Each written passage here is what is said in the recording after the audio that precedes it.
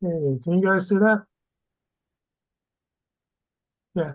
Um, what the Quaker Artist book is, it's a sort of who's who of Quaker artists.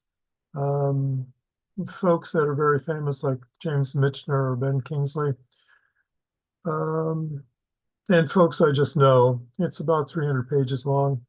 The cost is prohibitive to mail it to England, to Britain. But if you're over here, it's $21. And if you want the ebook version, it's 5 British pounds. Um, so that's my commercial for my book. Get off. I have put in the chat. I'll put it in again. I think Andy was delayed. And here's some information about getting the book. There's actually three things. I've got an email list. If you'd like to get on it, just email me. I do these columns monthly, so there's a new one every month. I also have a website, and that's in there, and you can find the things I've published since the Quaker Art book. And then also, I'm not quite sure how this works, but apparently, if you do want the book, you can order it through, I have a PayPal icon on my website, and you can switch it over to put in pounds. So somehow that gets to me, I guess. So that's my commercial for my book. Um, If you have questions and you can hold them to the end, that's good.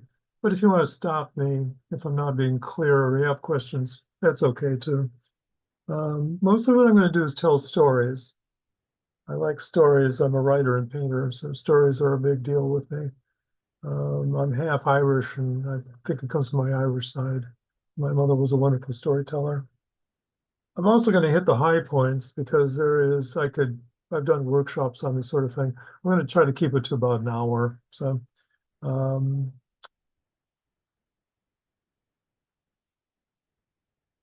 the genesis of this whole thing, of the Quaker Artists series, um, was that I was becoming a friend and becoming an artist in the early 70s. So it seemed to be natural to put the two together. So for about 10 years, I kept collecting names like James Dean or James Michener, Jody Dench, people like that. And in 83, I started doing them once a month in a monthly meeting newsletter. And that was in Illinois at McKinley County Friends. And then when I moved to Evanston, I did it in the Evanston newsletter. And when I moved to Columbia, South Carolina, I did it in the Columbia, South Carolina newsletter. And then when I moved to New York City, I did it in the 15th Street newsletter. And nowadays I do it well, we don't actually have a Roanoke newsletter, but when we had one, I was doing it in the Roanoke newsletter. Anyway, you can find it on the new columns on my website. You can find them in the book. I also do a Facebook page called Quaker Artist History. Um, in 20 or no 1992, I did the first edition of the Quaker Artist series, the book. And that was 1992, and that was 100 pages. And in 2015, I published the second edition, which is about 300 pages. And I've continued to do the columns subsequently, once a month. Um, I've probably done about, I don't know, 100, 125 more since the book. I just published one last night about a film called Standing in the Light. Um, that's some background. Um, so I want to talk about the art now. For most of our history, Friends condemned art. It came out of the Puritan movement. It was very anti-art. Um, but even though we condemned it, um, and that was for various reasons, it was very few artists in the movement. I'm talking about 1650 to 1700. Very few artists. We were just surviving as a religious group, so there wasn't much thought on that. Um, some friends wrote against art.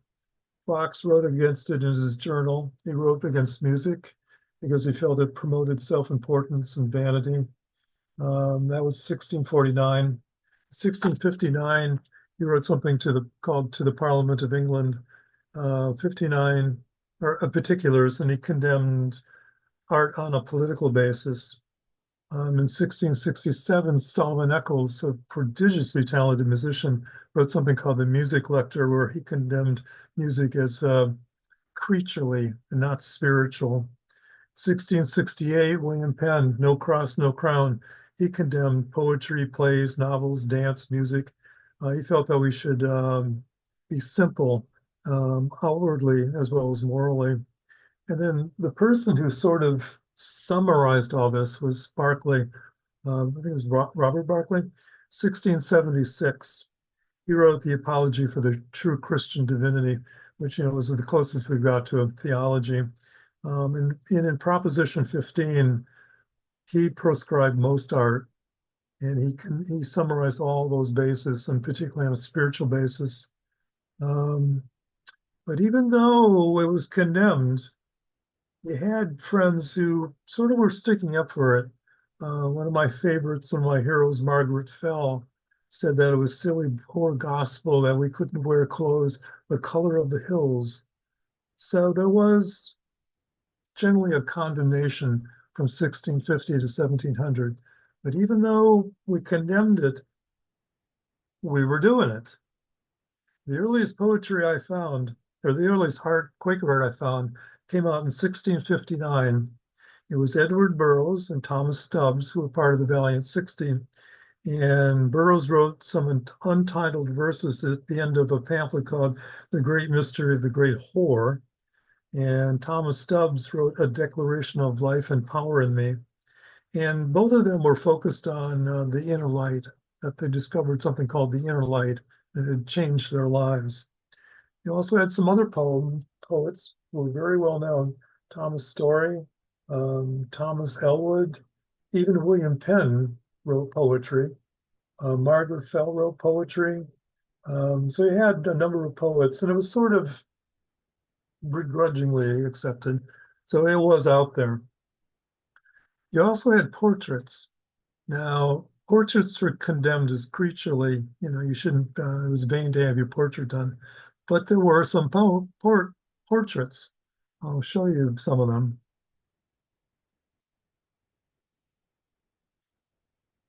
And can you guys see that? Yeah. Okay. This is James Naylor, we think. We're not sure of most of these portraits if that's really what they look like, but it seems to be true that that was James Naylor. He, of course, was the guy who went off the deep end, and his followers proclaimed he was Jesus Christ. The political establishment of the day had a fit, and his forehead bored with a B for blasphemer. His tongue was bored. It was a terrible thing. But that probably is what James Naylor looked like. That's from Ephraim Patchett's pamphlet on him. This is probably what George Fox looked like. This is by a well-known painter of the day, Sir Peter Lely. Again, we're not totally sure that that is what he looked like, but probably it matches written descriptions of him. This is William Penn. This is the only one that is authenticated. It's actually not a painting. It's a medallion by William Bevan that was done about 1715, something like that. And his friends, Penn's friends, said, "Oh yeah, that's what he looked like." So that's the only one that's authentic, for sure. Or actually, there's two: the Bevan medallion and another one. This is Hannah Penn, who's Penn's second wife. Probably that's her portrait, again by Sir Peter Lely. This is William Sewell. This is the other one is the authentic. William Sewell was a Dutch Quaker because there was a good colony of Dutch Quakers in those days. He was the first Quaker historian, and that's authentic. That's what he looked like. Um, okay, let me back off then.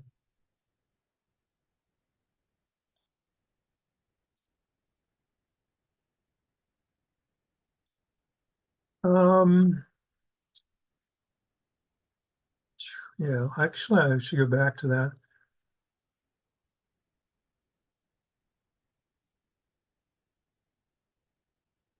Let's see here.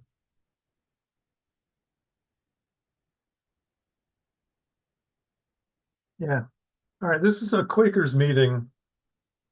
This is the earliest depiction of a Quaker meeting. It comes from about 1690. There was a Dutch painter who immigrated to London called Egbert van Heemskerk. Um, and he published a series of paintings about Quaker meetings. Um, and it's that's it matches what the written descriptions of what a Quaker meeting was in those days. It was taken. It took place in an inn, probably the Bull's Mouth Inn. That was before actually that there were a few meeting houses, but generally there were no meeting houses. So people met in inns. There is a visual criticism here. Can you guys see my cursor? Yeah. Okay. If you look down towards the lower left, there is a dog urinating on the Quakers. And that appears in all these paintings. And it's a little joke that Heemskerk put in. But it's pretty accurate. You can see the lady minister preaching and so on.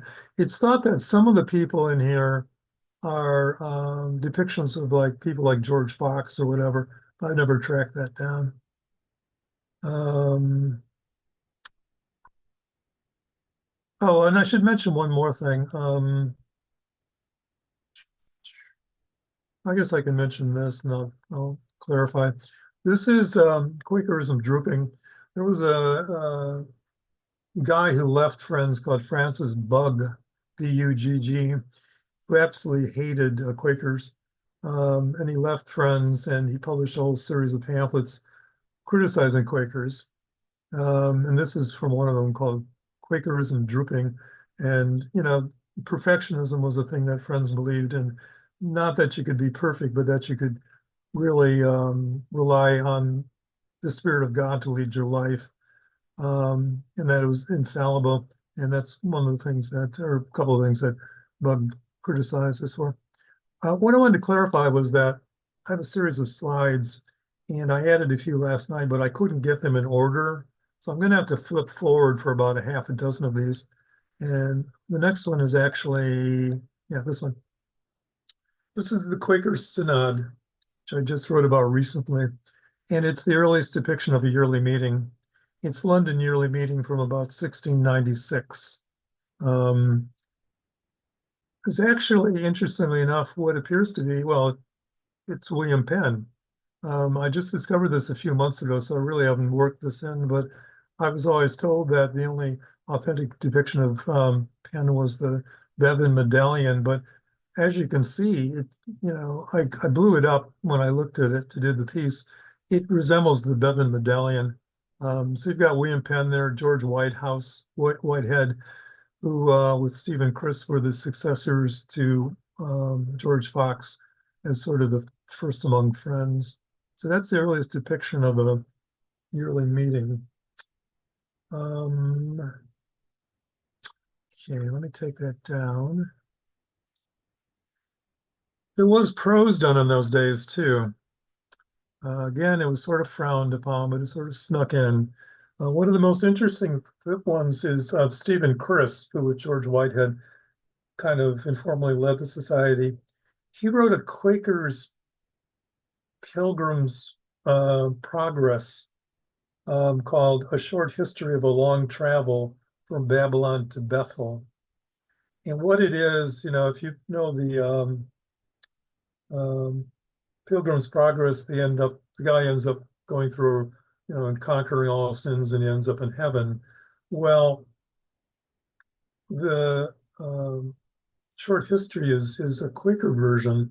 So what happens is the friend overcomes all these sins or snares and all that, but he doesn't end up in heaven. He ends up back in the world helping people to find the inner light. So it's definitely a quicker version of that. Um, there is back up here to the, let's see. Okay, I've Xed that out somehow. I got to pull that up real quick. It's the first time I've done this online, so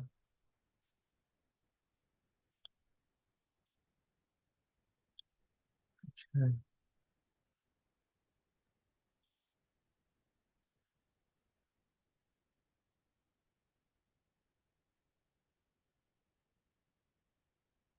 Yeah, here we go.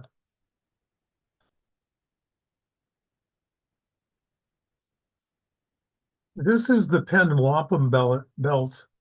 When Penn made his peace treaty with the Lenape Indians in Pennsylvania, the Indians sort of honored it by doing a wampum belt, which was their currency. And you can see the Lenape Indian there and the Quaker with the broad brim. They're holding hands. And so that was sort of a thing that came out of that in days. Finally, I think I've got this up. Juliana Julielma Penn was Penn's first wife. She died young. She was known to play the lute. That's my drawing of a lute. She used to act. She was a friend of Milton. She lived nearby Milton, John Milton, and she used to like go across the meadows to Milton's house and play the lute for him. Um, the last artist I want to talk about, well, actually, I'll mention two more quick things. Since music was prescribed in those days, the substitute for that was called soundings. I don't know if you guys have them over there, but what they were was when friends stood up to give ministry, there would be these audible groanings and moanings and intonings, sort of like you would hear in a Baptist service over here. Um, it doesn't happen nowadays over here, but we do have something called the sing song. And when somebody gives ministry, there's a lilt that goes back and forth. I've heard it from older Quakers. I do a bit of it myself. The last artist I want to mention then, and I'll leave the lute up because he made lutes, is Solomon Eccles. And he's very symbolic, I think, of the founding period of Friends and art. He was this prodigiously talented musician. He made instruments like lutes. He composed music. He taught music. Just, incredibly talented musician. And when he became a friend, he felt he couldn't do music anymore. And he actually took all his instruments to the top of Tower Hill in London and he made a fire and he threw all his instruments in the fire. And a crowd had gathered by then and they tried to rescue the instruments and he grabbed them back and jumped up and down on top of them to destroy them. And what's, even more terrible is there were like, I think there were five generations of musicians in his family. And his son, John Eccles, and the rest of them all had to leave Quakers. I came across this story in John Omerod Greenwood's book, Signs of Life. Or it might have been Quakers in the Arts. It's Omerod Greenwood who recounts the story. And he said that the Eccles could have been to Quakerism what the Bachs were to Lutheranism, because there were generations of Lutheran musicians in the Bachs family. And because of our anti-art thing in the early years, the Eccles left, and there was no Quaker music starting in those days. It was just a horrible, horrible thing. So that's sort of the founding period. We condemned art, but we still did it. We'll talk about the Quietist period then, and that's roughly from 1700 to 1900. And again, friends condemned art. Berkeley's apology became well known and well accepted. Um, Thomas Lawson wrote something in 1703 called A Mite for the Treasury, and he condemned novels and music. The big thing that was added in those days is that it was felt to be a danger to children. You found this in the epistles and the advices a lot, that it was dangerous for children. It was creaturely, it was not spiritual. The thing that sort of summarized it in those days was there was a book about Quakers by a guy named Thomas Clarkson, who was not a Quaker. He published a book called Portraiture of Quakerism in 1806. And in chapters 1 through 9, called Moral Education, he summarized all these prohibitions. He said there was a hierarchy, that dance, music, plays, novels, all were just not accepted. And poetry and painting was sort of grudgingly accepted. The thing that was accepted, and I think it's art, was crafts. Friends thought, well, crafts aren't art, so that's okay. So they would do crafts. Mostly friends withdrew from the world, and they really continued this prohibition against art. However, we still did art. It's hard to not do art. The most famous artist that came out of that period, okay, can you guys see that?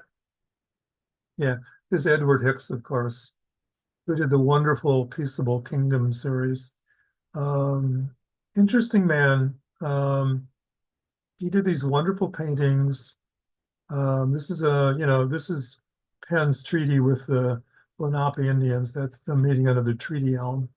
So it's very symbolic. Um, the way he justified it was that he was a Quaker minister and he would travel in the ministry. And so he would sell his paintings to pay for his travels. But he was very guilty about it, very apologetic. There were periods in his life where he stopped doing his painting. There were other things that kind of snuck through too. And I've condemned this. I'm going to talk for about an hour, so I've dropped out a lot of the stories. But here's silhouettes.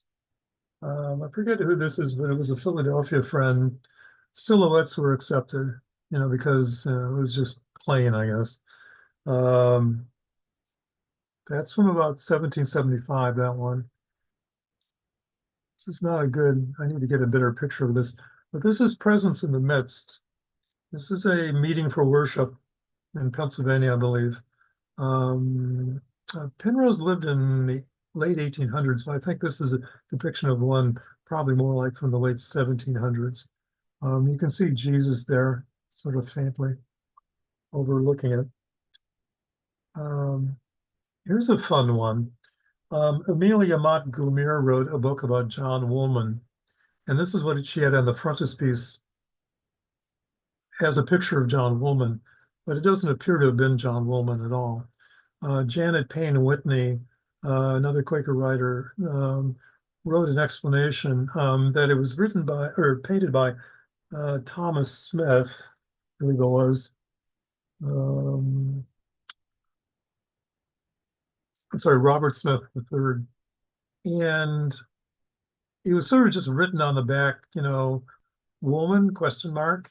And Whitney did some research on this, and she felt that it was not Woolman, that it was Anthony Benezet, who was a well-known Quaker abolitionist in those days. So it's probably Anthony Benezet, not Woolman. It still shows up as Woolman's picture, but I don't think it is. Um, Other paintings.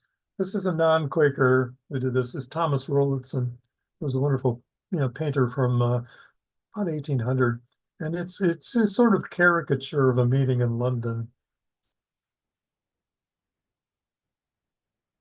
But on the other hand, this is another painting, another picture by Thomas Rowlandson, again of a London meeting, and it's very reverent actually. So that's what the Quaker meetings were like in the during the Quietist period. Um, this is a fun one, I guess. Um, Unfortunately, we had a split over here among Quakers. So you got four different branches of Quakers nowadays. We all know each other. We all, collaborate in the American Friends Service Committee and the Friends Committee on National Legislation. I've been a friend for a while, so I've got friends in all the different branches. But this is something that came out of the split in the 1830s, and it's a Hicksite cartoon, basically. My branch of American Friends is called Friends General Conference, or informally it's called the Hicksites from one of our early leaders. And it's one of these terrible things that came out of it in those days.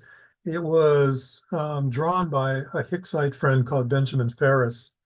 And the explanation is here's all the Hicksites, and there's a lot of them. And here's one of the Orthodox friends that was the split in those days, Orthodox friends, Hicksite friends. And the Orthodox friends, just took over and everybody was listening to them and nobody was listening to the Hicksites. So it's a very unkind cartoon from those days. Here's what I need to skip forward to the end of my slides. I couldn't get the slides in order when I tried this morning. For some reason, they wouldn't. I have to skip forward real quickly. This is a really neat painting. This was painted about 1880 by a guy named Charles Weber. And what it is, it's called the Underground Railroad painting. There was a World's Fair about 1890, I guess, in Cincinnati. And this painting was published, and it was a sensation. It was published, maybe 25 years, 30 years after the Civil War, our Civil War over here. There was a pretty active Underground Railroad to get slaves from the South to Canada. But it was, of course, because it was illegal, it was kept, you know, under wraps. And so people didn't talk about it. Charles Weber, however, participated in the Underground Railroad. He was a friend of Levi Coffin, a Cincinnati Quaker he got about 3,000 slaves out of the South. And Weber worked with him. And so this is absolutely accurate. What it is a painting of Levi Coffin. That's him up on the wagon with his wife and their friend, and I guess a young friend. And they're on a farm outside Cincinnati, and they're sneaking slaves into Levi Coffin's farm. What is really fun here is I've never heard this mentioned any other place, but I think it's true. I wondered who the guy holding the horses in front were. And I found a picture of Charles Weber, an older picture of him. And I blew up this painting, and it looked just like Charles Weber. So I think he painted himself into the painting. I've never heard that mentioned in other place, but I think that's probably Charles Weber. So, but the painting was a sensation. The first books about the Underground Railroad were sparked by this. I grew up in Illinois. The Underground Railroad went right through my town in Marengo, west of Chicago. So it was really, really meaningful to me to see this painting.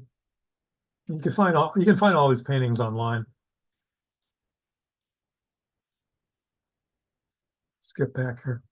So that's it for the paintings. I mean, there's a lot of other paintings I haven't talked to, like the slides I skipped over. There was poetry. Um, my drawing of John Greenleaf Whittier. My friend Edna actually is a descendant of his. She's like his great great niece. Not a. Let me see what I'm looking for here.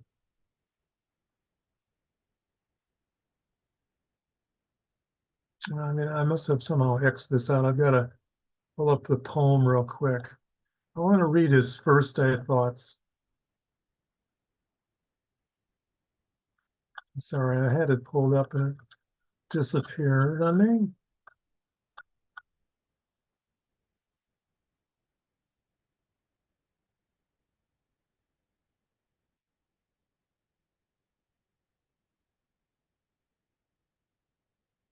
And here's the box.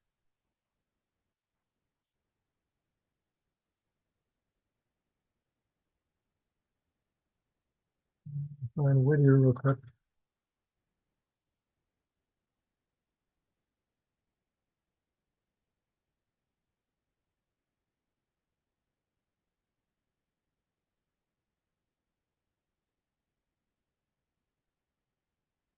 Yeah, here it is.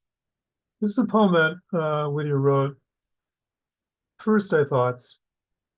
In calm and cool and silence, once again I find my old accustomed place among my brethren, where perchance no human tongue shall utter words, where never hymn is sung, nor deep tone organ blown, nor censer swung, nor dim light falling through the pictured pane. There, syllabled by silence, let me hear the still small voice which reached the prophet's ear. Read in my heart a still diviner law than Israel's leader on his table saw. There let me strive with each besetting sin, recall my wandering fancies, and restrain the sore disquiet of a restless brain. And as the path of duty is made plain, may grace be given that I may walk therein, not like the hireling for his selfish gain, with backward glances and reluctant tread, making us merit of his coward tread, but cheerful in the light around me thrown, walking as one to pleasant service led, doing God's will as if it were my own, yet trusting not in mine, but in his strength alone. So he was very respected even among friends. Um, Very well-known abolitionist, of course. Um, oh, I'm skipping ahead here.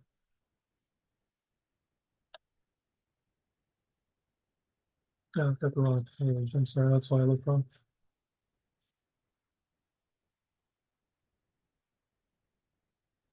Okay, step back here. This is Bernard Barton. He was also a very well-known poet in those days. Like I said, poetry was always kind of grudgingly accepted. But however, he did recount once that he met a friend who said to him, Barton, Barton, that's a name I recall. What art thou, the versifying Quaker? That is a thing quite out of my way. So he sort of like got snubbed a little bit. Um, John Scott was also a well-known Quaker. He was called to repent upon his poetry as a sin when he was on his deathbed.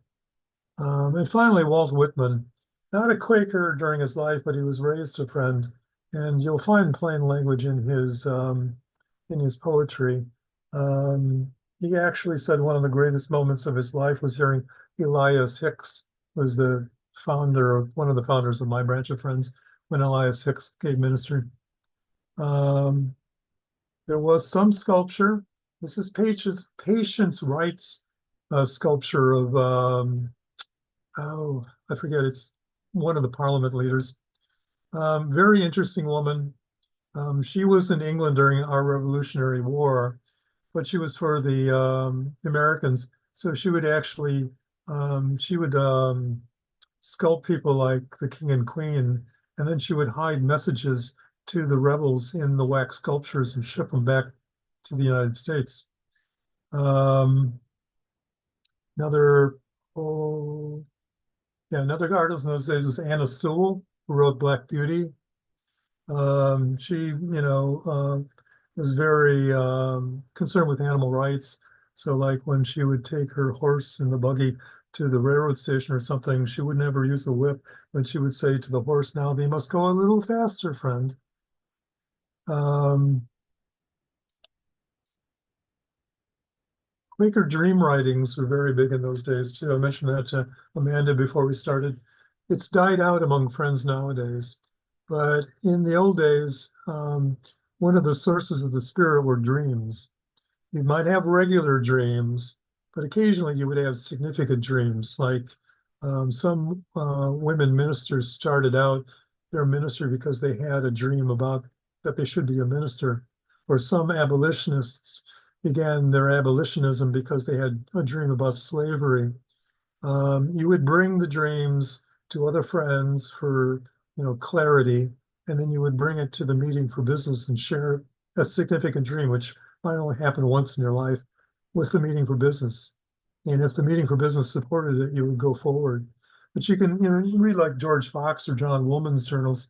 They talk about their dreams. So there's a wonderful book about it called Night Journeys, I believe, by Carla Garana. But it's largely died out nowadays. But completely, I've never heard anybody except Corona talk about it. William Bartram was also very well known. He was the most famous naturalist in this country before Audubon. he went through the Carolinas and the Carolinas and Georgia. And in my book, there's a reproduction of one of his paintings. He was an exquisite um, painter of plants. Um, Wilfred Southwell was very important. He did Bible plays in England about 1880. And as I mentioned, plays were just really proscribed. But he did Bible plays, and that was kind of the breakthrough for theater. Um, Plays began to be more accepted. Um, there's Annie Oakley. She was a Quaker. Um, the Quaker Party in England were the people behind the Liberty Bell in Philadelphia. Um, Paul Cuffey was an African American slash Native American Quaker. Yeah, about 1800, he built ships. Um, there was a Quaker doll. They've got him in the William and Mary Museum here in Williamsburg. Um, oh, I'm running late. I always run late. I've got so many good stories. Music was prescribed. David Fox was a friend who would sneak up to the top of, I don't know, some tower in London with his cello once a year and play the cello so nobody else could hear it except him. Whistling was prescribed. It was felt it was next to swearing. The last person I want to mention in the Quietist period is Marcus Mote. This is a self-portrait. He was a painter in Richmond, Indiana. And not only was he not ashamed of his painting, of his art, like Hicks was, he was proud of it. He would actually walk around um, Richmond, Indiana, and they would wear Quaker gray in those days. He would wear a Quaker coat, but only was made of many, many colors. And not only was it made of many colors, he would say the most grim altar in the meeting, and he would cross the street and say, "Hello, how are thee, friend?" Standing there in his coat of many colors. And the really sweet things at the end of his life, before he died, a Bible study class met in his studio. So I thought he was very symbolic of the change that was coming among friends. That's Marcus Moon. I love the twinkle in his eyes. Very good painter. So I'll keep forging forward here. James Turrell is very well known. Um, this is James Turrell. You guys see that? He comes from a conservative French background, which is largely not supportive of art. He works with light. So he has a piece in New York City at the Museum PS1 that's only open on clear days at dusk. And what it is, you go down this hallway, you go into a room that's rectangular. There are benches in the back, and you sit on the benches, and the backs are slided back, and you look up, and there's a skylight cut out of the roof. It's open only on clear days at dusk. But then when it's framed that way, you notice the different tones of light in the sky or a bird going by. He lives in Flagstaff, Arizona. He's got an extinct volcano crater. He actually flew me out there to talk to the Western Federation of Quaker Artists about 25 years ago. And he is bulldozing it to make viewing chambers and reflecting pools and tunnels so people can experience light. It's called Rodin Crater. Uh, Gary, yeah, um, Terrell has designed several meeting houses. One in Philadelphia, Chestnut Hill, but one in Houston, Texas, which I'm pretty familiar with. And there also is sculpture by him. Well, uh, a light sculpture by him at the University of Texas. So he's a very prominent architect, basically, but always with light. The yeah, the roof of the meeting in Houston opens, and that's true. And so I think it's an interesting thing that he's dealing for Quakers that he's dealing with light. So yeah. Yeah, he explained to me that he was a CIA pilot during the 50s and 60s. He flew the U-2 planes over Russia and that sort of thing. And that's kind of where it all started. Very interesting man. Was in the anti-war movement during the 60s. So that's installation art. I want to play clips from a few different films. I'm sorry about this, but my slides, I couldn't get them in order this morning.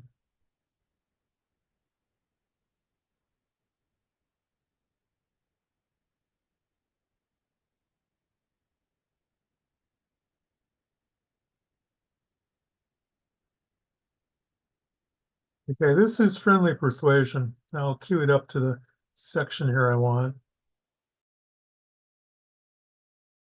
This is the best depiction of a Friends meeting I've ever found in a movie.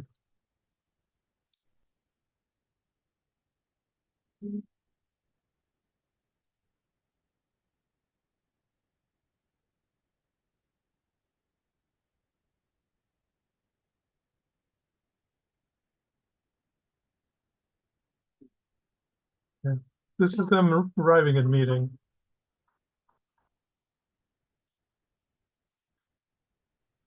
You haven't got any sound, Gary. Yeah, put that on. Can you guys hear it now? They gives me a pain. Yeah.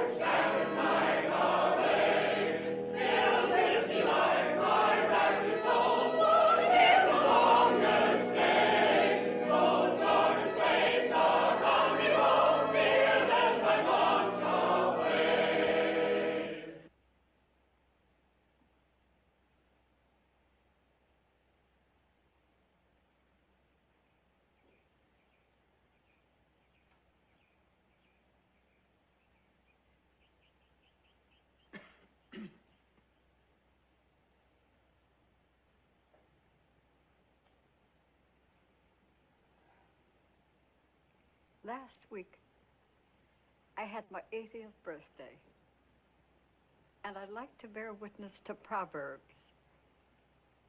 First chapter, 33rd verse.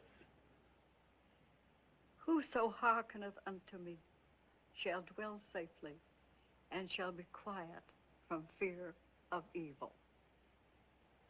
Amen, Emma. Amen.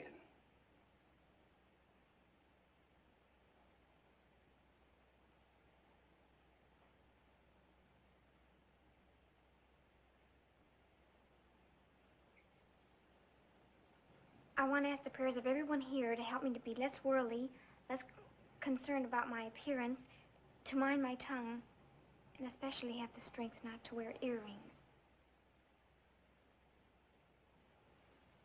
I've never spoken in meeting before, but I feel feel so happy this morning. I'd like to share my happiness with everyone in the whole world. And to thank our Heavenly Father.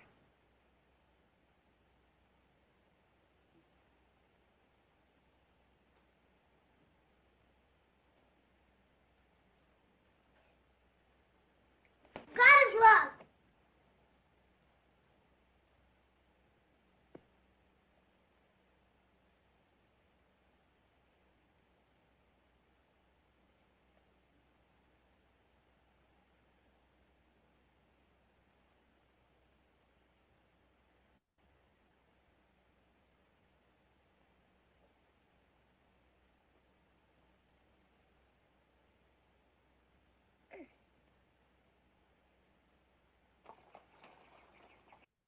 So that is Friendly Persuasion.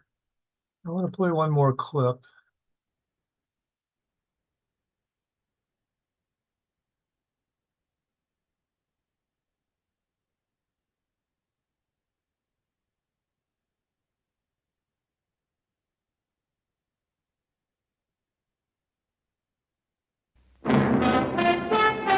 This is from a movie called The Angel and the Bad Man.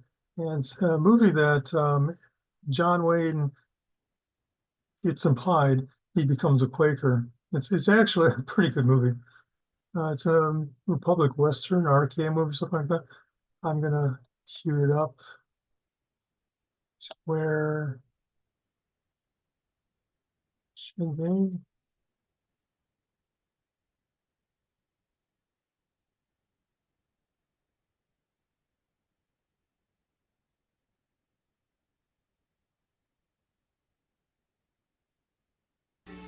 I'm awake. What is all this? He's awake. How is he? Lila? Is it checking up? I'll help you with the dish. Lila? Lila? That all? Here we go. That's 12. I haven't been so flattered since my donuts won first prize at the fair back in Pennsylvania. You must be smart in Pennsylvania. Some of the members thought it an exhibition of pride to enter my donuts. But what harm can there be in a little donut?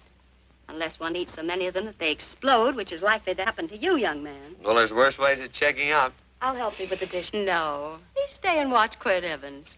I'm curious to know the effect of 6 eggs, a pound of sausage, and 12 donuts. I'll call thee in time for the milking.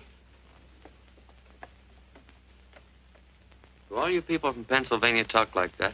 Like what? Thee? Oh, well, we're friends. Friends of who? Of all. The Society of Friends. Many people call us Quakers. Oh, it's a religion. It's a belief. That on the wall.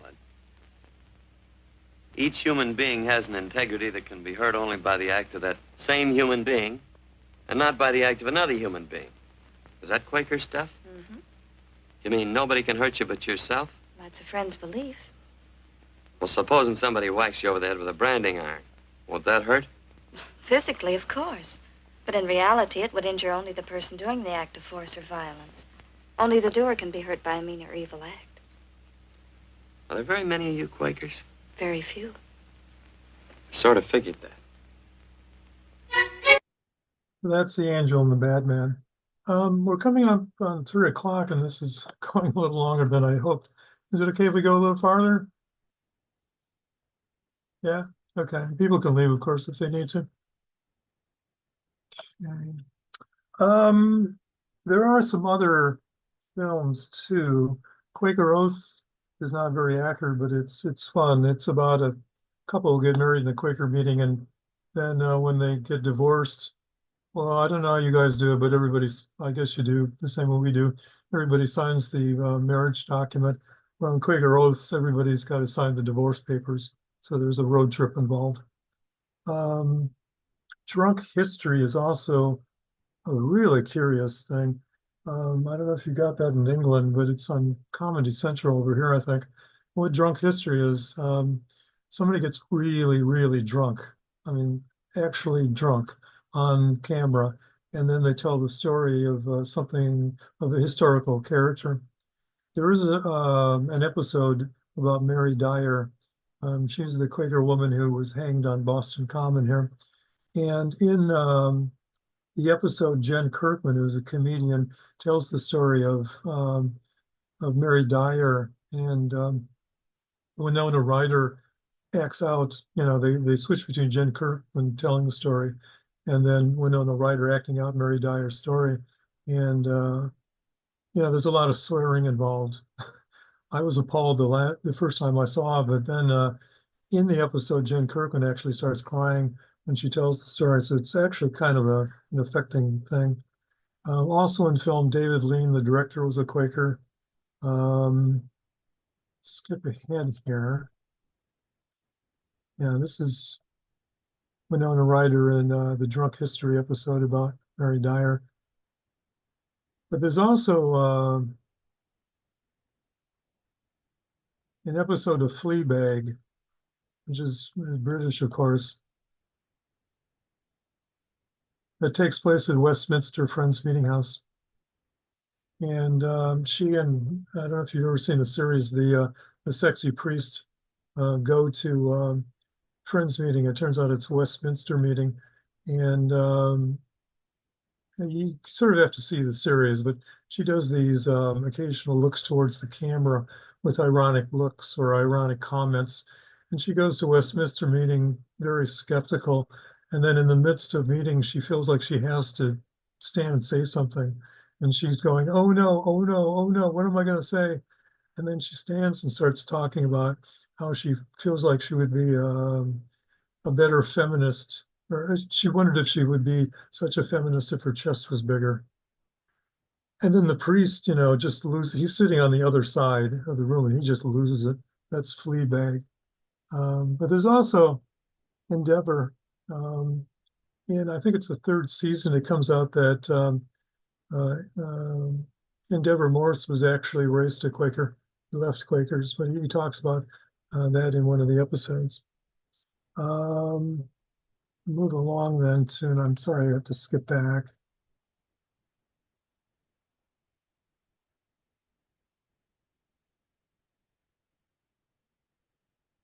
One of the hardest things I've had to write about is Norman Morrison. I don't know if you guys are familiar with Norman Morrison over there. But he was a member of Sandy Spring, or Stony Run meeting in Baltimore. And several of the older people around here knew him. In 1965, he went to the Pentagon, and outside of Secretary of Defense McNamara's window, he poured gasoline over himself and he burnt himself to death. It was in protest of the Vietnam War. It was just a terrible thing. But there have been poems written about this. The Republic of Vietnam has issued a stamp because he's a hero over there. And the piece I've done about 7 or 8 pieces with him about him over the years. In the piece that I wrote first, there is a piece in a play called, or a section of the play called U.S. And it's a multimedia play. It was put together by Richard Brooks about 1968. And in the section concerning Morrison, there's a semicircle of chairs on stage, and the actors file on stage, and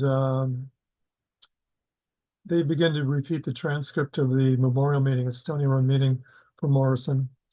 And there is also a little table at the front of the stage. And when they're finished, one of the actors rises and goes over and opens a box, and all these moths come out and flutter across the theater. And then he finally pulls out a moth and he pretends to set it on fire. Then he pretends to set himself on fire. Yeah, and then the play ends with the people on stage just looking at the audience, and they just stay there until everybody leaves the theater. So that's the one on Norman Morrison. There are also several actors. Connor Trenier from the Star Trek Enterprise played Trip, was a Quaker. He's from Seattle. Ben Kingsley, of course, has attended Friends meeting. F. Murray Abraham has attended Friends meeting. Judi Dench, of course, is a friend. she comes to a meeting in London. I actually wrote to her wondering which meeting she was going to go to, and she sent me back a crisp note from her secretary saying, Dame Judy does not wish you to write about her. Because, of course, she didn't want the meeting identified. I wrote her about her anyway, but I didn't include the meeting, so she wouldn't be bothered. Bradley Whitford from West Wing. I don't know if you guys have that series over here. He played the character Josh Lyman in West Wing as a friend. He's from Madison Meeting. And Jack Larson, who played Jimmy Olsen in the Superman series from the 50s. He was a Quaker. Helen Morgan Brooks was a quite good poet from Philadelphia. Henry Taylor was a quite good poet. I was going to read his poem, but I guess I'll skip forward. He's a Pulitzer Rising poet. Sakhan Ham is a Korean Quaker, and he's known as the Gandhi of Korea. He, among other things, besides being a peace activist, was a quite good poet. William Bacon Evans,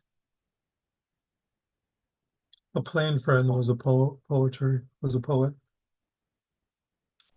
This is Signe Wilkinson. She's a editorial cartoonist from the Philadelphia Inquirer. Like Henry Taylor, she's won the Pulitzer Prize. I know her from FGC Gathering, lovely woman. Fritz Eichenberg did woodcuts. Maxfield Parrish is a quite well-known painter. This is Sandra Boynton. She does greeting cards, and she was a Quaker. She's quite good. Grant Wood, who did American Gothic. Graham Lewitton is one of your own. I think that's my favorite painting of a meeting for worship. That's his meeting for worship. I was just astounded when I saw it. And when I wrote the piece, I did the research, I emailed back and forth, and I said, how did you do that? It almost looks like a photograph. And he said what he did was he asked the members of his meeting to pose, and he went up in the balcony and he took a picture of each one, and then he painted it, and then he put it all together. And I swear that's my favorite painting of a Quaker meeting. John Perkins, who's passed away, this is one of his paintings of a Quaker meeting. One of my favorites, who's a friend of mine, Cynthia Large from Strawberry Creek meeting in San Francisco, did this one. I love this of the sparrows in the choir loft. She's a wonderful painter. Cassius Coolidge did the dogs playing poker. Here's a Kenyan Quaker Christmas mural. It was traditional among Kenyans to paint themselves, and when the missionaries came in, they said, "Oh no, you shouldn't do that." So instead, they switched to painting their houses, and this is a cottage in Kenya, and they still do this every year around Christmas. The Kenyan Quakers paint their houses. There is a Quaker Oats man, and it's based on Popeye.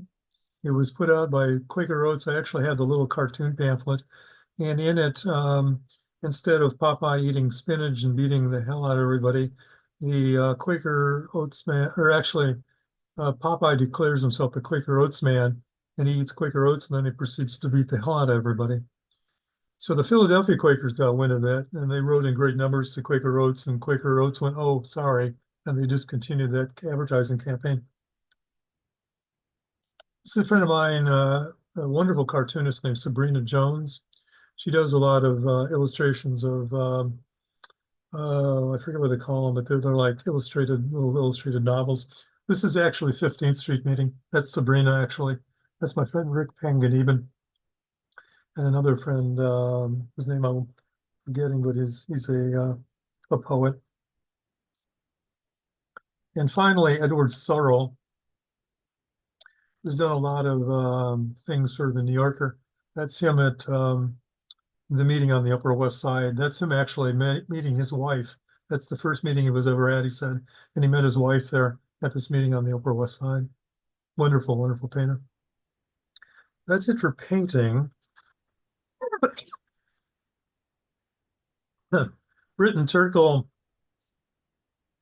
He's a wonderful children's novelist.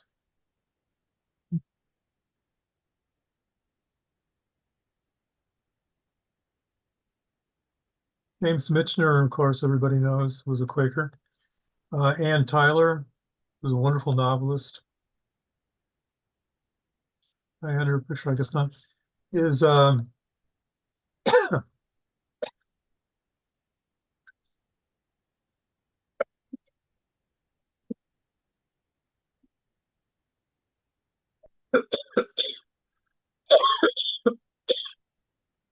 sorry, I've got hay fever.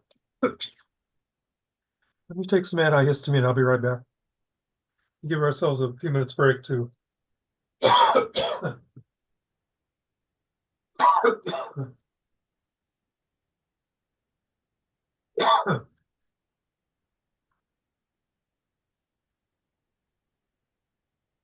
Um, I need to go, but I I hope he talks about Signe Wilkinson, who's um a cartoonist who illustrated a number of Quaker books.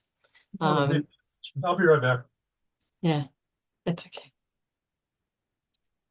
So I just she's really a wonderful cartoonist. So but I need to go at this point. So and maybe you can um I'll put I'll put Signe Wilkinson's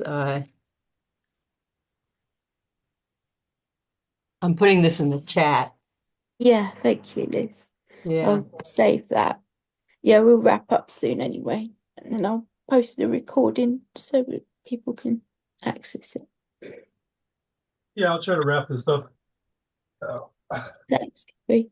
Are Gary, you I'm just pointing right? out Signe Wilkinson, the Mhm. cartoonist. Do you have some of her stuff?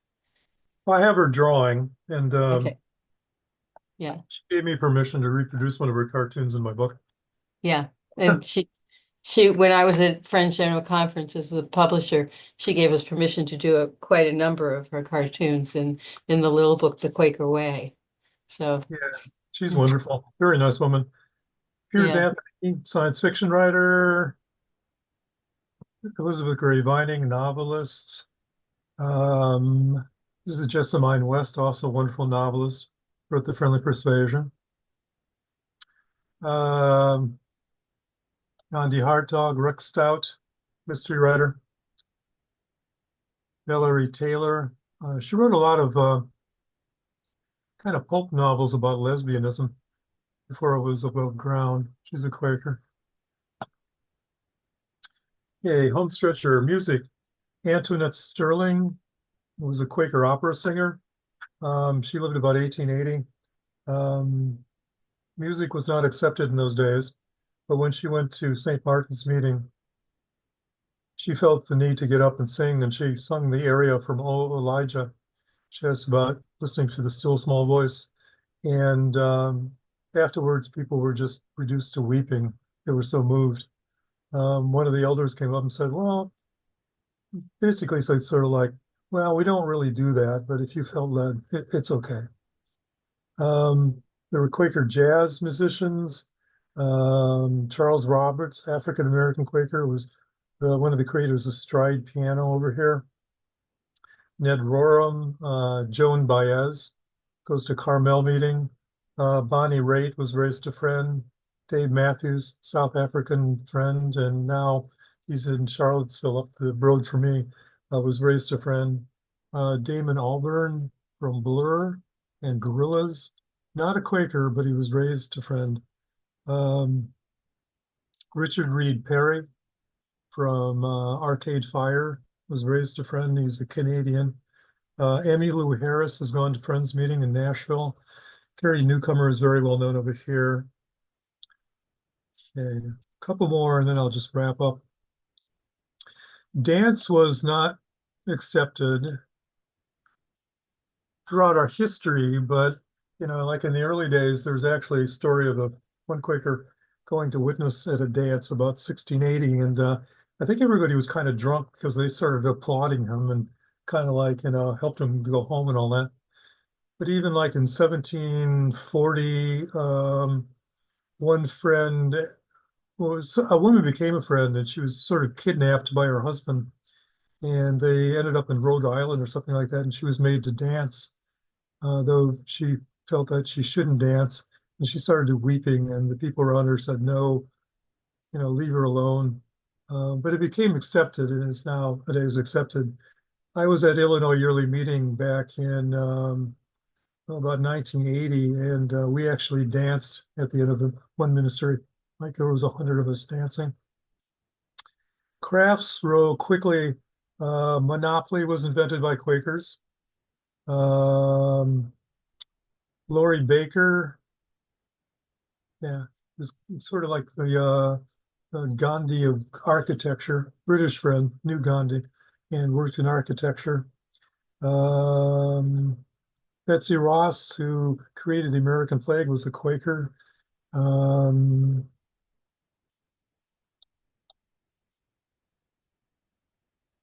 Here is a Quaker Lego meeting for worship from Cincinnati meeting.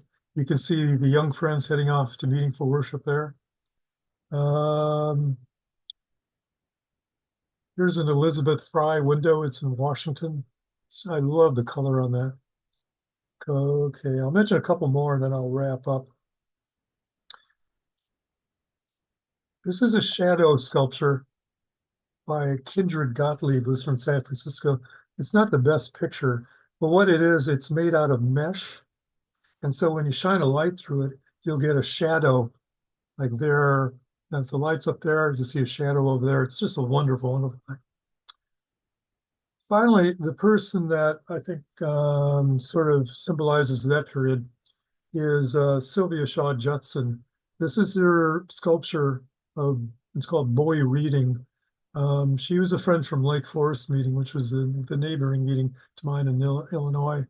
And it sort of felt like that's me as a kid, just reading. So she very, very celebrated over here, very well known, had no guilt about her sculpture at all. She did the Mary Dyer sculpture in Washington and in Philadelphia. So to wrap up, what kind of art did Quakers make? Outwardly, it was very dissimilar.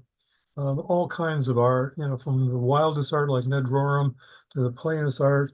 What it all did share was that the creative process, as you know, is very parallel to Friends' process. And also something that came up repeatedly was the testimonies. Friends look into the testimonies a lot, peace, simplicity, and all that. That comes up over and over in Friends' writing and in their art. In the founding period, we were just trying to survive. In the quietist period, we were just kind of too comfortable, I think. But in the modern period, we kind of had a settledness and involvement. We're not only willing to look at the testimony of art, but we're going forward with the testimony of art. And I feel that there's a great harvest time for Quaker art now.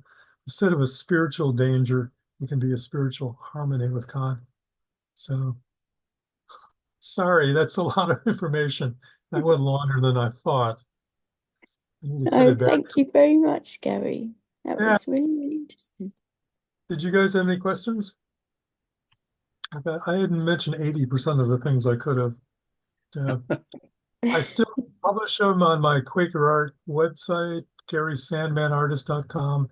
It's also on my page, and you can get on my email list. And the book and the print book and the ebook are for sale. The ebook with you guys, it just costs too much to, I wanted to sell one in England, so I did. I footed the postage of $35 to mail it to London. So Cool. No, I'll share all that. What did you have any questions, Andy? Well, thank you. I enjoyed your summary at the end, all very varied, but the testimonies come up a lot. And I liked the way that you shone a light on the history, survival, comfort, settled into the testimonies, and now this harvest time. yeah, Because it occurred to me listening that the arts, as much as the Quakers found them detrimental to the religious experience to begin with, Probably that came from a very deep puritanical approach, which was sort of ingrained in our culture, and that's the point, really.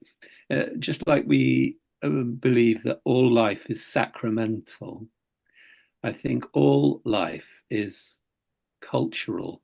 So you can't move, you can't dress, you can't talk, eat, or do stuff without the arts. Yeah, And yeah, and I think that your stories sort of demonstrate that very clearly. So thank you, Gary. yeah. I think the only, I think artists are pretty accepted in the society. I think the only shadow I see on that actually is that service is, of course, very important to us. So you kind of get the feeling sometimes, well, you shouldn't be painting a picture. You should go out feeding the poor or opposing war or something like that. And you can't do that with an art. But anything that's not directly related to service, I think people are sort of like, they smile at you and they're polite. I get that feeling among Quakers sometimes, but it's not a big deal. So, There's a really good project that I'd like to tell you about. Perhaps you've seen it, Gary. It's because it was posted on the Quaker Arts Network, What's On, and it's called No Relation. And it's two artists, actually. Well, I think definitely one, because she's a performer, Charlotte Woolford, accidentally met Malcolm Woolford on the school run, picking up their kids or delivering them to school. And they discovered that they had the same name because the name was called out and they both looked round. But she is black and he is white. And they got to know each other and they started talking and they thought, well, this is interesting. Let's explore our names. And they found that they were not related by blood, but they were related in their history because Malcolm's grandparents, 5 back, were slave owners in Guyana, and Charlotte's were slaves in Guyana on the plantation. And what they did was they decided that they would go to Guyana together and have a look at the plantation and find out. But the art comes into it in that they both learned early stage photography, and using demerara sugar, they developed these photographs. And these are now on display at Westminster Quaker Meeting, where Fleabag was filmed. And I went to see it last week, and I met Malcolm and Charlotte, and I think there's so much about reparations in this, and the photos are beautiful, and they and in context they really are very emotionally powerful because you know what it means. And I think that this is the kind of art that we can all appreciate yeah, because it's a spiritual expression of Mm. the change in the human condition, and I yeah. I mean, think it's a kind I'll of have to check them out. Yeah, I did a fun piece last month on Jane Harry. Jane Harry was a British slash Jamaican painter. She was the daughter of a white plantation owner and a black servant. And it was the um, practice in those days, it's been about 1780, to send mixed race children to England for education. And so she was sent there. And she was actually a pupil of Gilbert Reynolds, the painter. She won a medal for her painting. None of the paintings seem to survive, and there's no illustration of her. But she and her sister were sent there, and her sister died when she was there, and Jane was just devastated. And one of the prominent friends of the day became a mentor to her and supported her in her grief. So Jane Harry ended up becoming a Quaker. Well, her Episcopalian father and all her friends just flipped out and ostracized her, and she remained a friend. She actually was given. She stayed with the friend who was her mentor, and they made sure she had employment. And she married a friend, and she became involved in the abolitionist movement early on, 1780. she actually was prevailing on her mother, who inherited like all these slaves from her father, to free the slaves. And she died too young to get that done. But yeah, Jane Harry was her name. So yeah, Let's look into that. yeah, there's all these wonderful stories. Yeah, I've done about 100 pieces since my book. So if you go on GarySandmanArtist.com, you'll see these stories on there. Because that's why I love Fantastic. stories. Thank you so much. Yeah, thank you so much, Gary. If you want to join our membership, there's nothing required apart from an email, and then you get our newsletter regularly and Okay, find out about what we're doing. Yeah. this is lovely. And I'm in touch with the Fellowship of Quaker Arts people over here, so I'll have to mention that I did this with Yeah. you. All right. Thanks, guys. Okay. Thank you so much. Many thanks. Cheerio. Bye bye, Amanda. Bye-bye. Bye.